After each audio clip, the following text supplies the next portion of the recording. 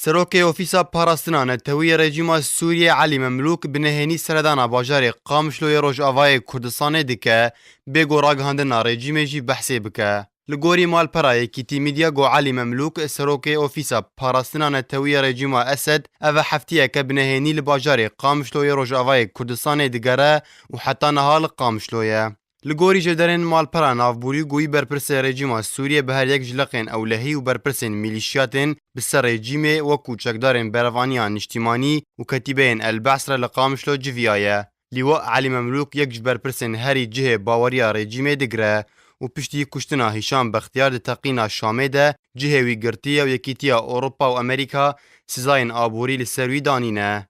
مملوک هر وها یک جتانبارین کشتنا برپرسین لبنانیه گوبریا دمکی وزیر لبنانی میشل سماحه خواشکره کربو گویی با الیکاریا مملوک هولدانا ترور کرنا چند برپرسن لبنانی دابو. سردانوی برپرس رژیم سوریج بو باجار قامشلوی روجاوای کردستانی دمکی ده گوبریا چند روجانجی سروک وزیرن حکومت رژیم و الحلقی سردانا باجار قامشلو حسک کربو. دروجا 14 و مهدجی سروک وزیر رژیم سوریه لگل 5 وزیرن دن بریا بالا فرخانه قامشلو یا ناف دولتی سردانا قامشلو حسک کربو. وجبو پشتگیریا بودجه‌اوی بهتری میلیارد و 300 میلیون لیره سوری ترخان کرن.